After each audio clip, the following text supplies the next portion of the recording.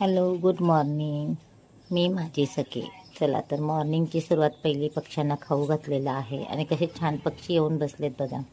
आणि त्यांनी खायला पण सुरुवात केलेली आहे. आज फरसाण नाही टाकलं, तांदूळ टाकलेत ना, बोले खातायत की नाही, पण नाही खातात. दुपारच्या जेवणामध्ये बोंबील बटाट्याचा रस्सा बनवलेला आहे आणि ते पण कैरी टाकून म्हटलं चला आजचं बोंबील बटाट्याच्या रस्स्याची रेसिपी पण तुमच्यासोबत शेअर करूया आणि दिवसभराचं रुटीन पण तुमच्यासोबत शेअर करूया. आज मी बोंबील बटाट्याचा रस्सा बनवणार आहे. त्यासाठी मी बोंबील स्वच्छ धुवून घेतले. तिथे बटाट्याचे पण छोटे छोटे पीस करून घेतलेले आहेत. आता फोडणीसाठी मी काय यूज करणार आहे तर कांदा बारीक चिरून घेतलेला आहे, कढीपत्ता, टोमॅटो तर यूज करणारच आहे, पण आज म्हटलं चला आंब्याचं सीझन चालू आहे म्हटल्यानंतर आज बोंबील बटाट्याच्या रस्स्यामध्ये आंब्याचे छोटे छोटे पीस करून टाकूया.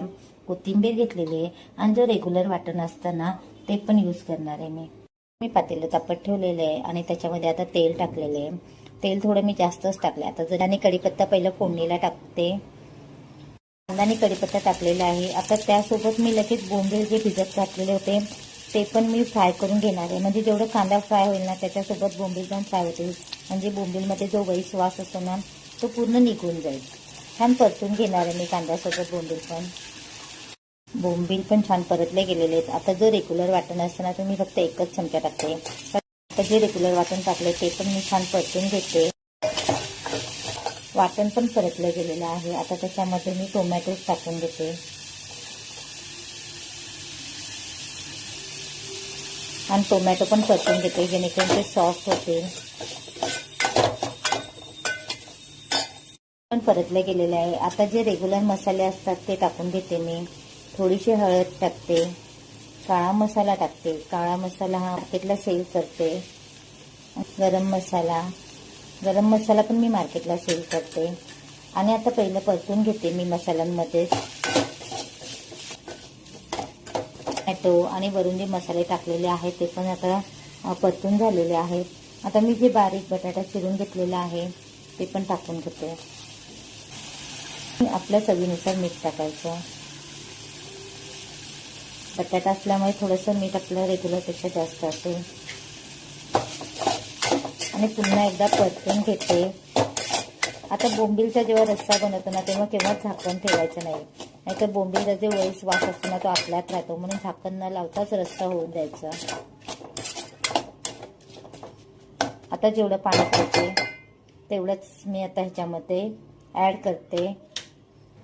आणि बोंबील बटाट्याचा रस्सा ना घट्ट असा चांगला नाही लागत. जेवढं तो लिक्विड स्वरूपात जास्त असेल ना तेवढंच तो टेस्टी लागतो. त्यामुळे घट्ट नाही बनवत. आता हे बटाटा शिजेपर्यंत मी गॅसवर ठेवून देते. आणि मी जे आपण आंबे बारीक बारीक चिरलेले होते ते आधी टाकले नाहीत.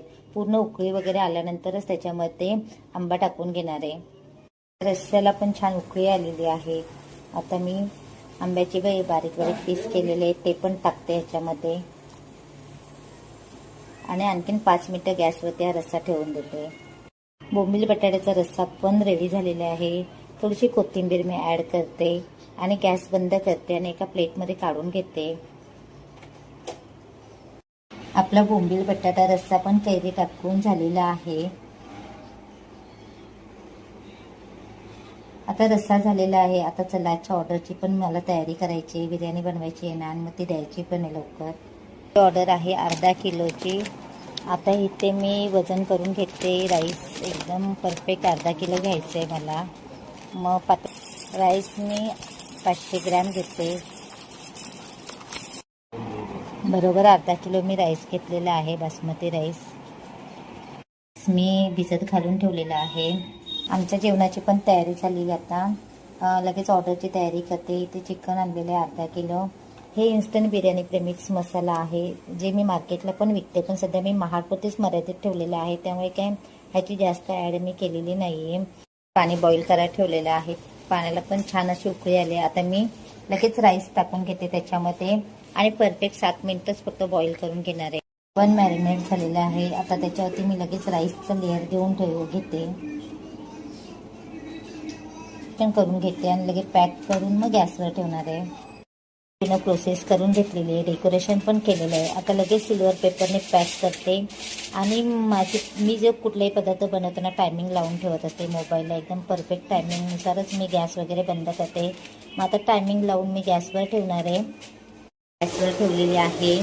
ची ऑर्डर पण रेडी झालेली आहे. आता लगेच आपण डिलिव्हरी करणार आहोत. ते मी पूर्ण ओपन करून दाखवत नाही, कारण आपल्याला ते तसंच पॅक करून द्यायचं आहे. थोडंसं मी दाखवते कशी झाली बिर्याणी. थोडंसंच झाकण मी उघडते वरचं सिल्वर पेपर, कारण मला तसंच पॅक करून द्यायचे. बिर्याणीची ऑर्डर पण डिलिव्हरी केलेली आहे आणि दुपारचं जेवण पण झालेलं आहे. आताच म्हटलं चला माहेरचा अभ्यास घेऊया, कारण माहेर उद्या पहिला पेपर आहे इंग्लिशचा. म्हटलं चला इंग्लिशच्या पेपरची प्रॅक्टिस करूया. म्हणजे माहेरची प्रॅक्टिस जवळ 15 दिवस आधीच असते. जेव्हा टाइम टेबल येतं तेव्हापासून माहेरचं रिव्हिजन असं पेपर पॅटर्न मी देत असते त्याला. मग असं 15 दिवस त्याला रोज प्रत्येक सब्जेक्टचं पेपर पॅटर्न दिलं ना का मग त्याला एकदम परफेक्ट स्पेलिंग येतात. आणि मग एक्झाममध्ये पण तो टॉप असतो. म्हणजे त्याचं कुठलेही एकही मार्क्स त्याचं कट होत नाही. हो ना माहेर?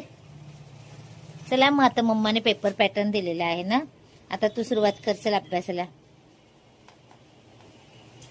आता माहेर पेपर पॅटर्न सोडवायला बसलेला आहे. माहेर समजतंय ना? हो. माशी माहेरकडून प्रॅक्टिस करून घ्यायची की त्यामुळे माहेरला एकदम परफेक्ट पेपर जमतं. हो ना माहेर?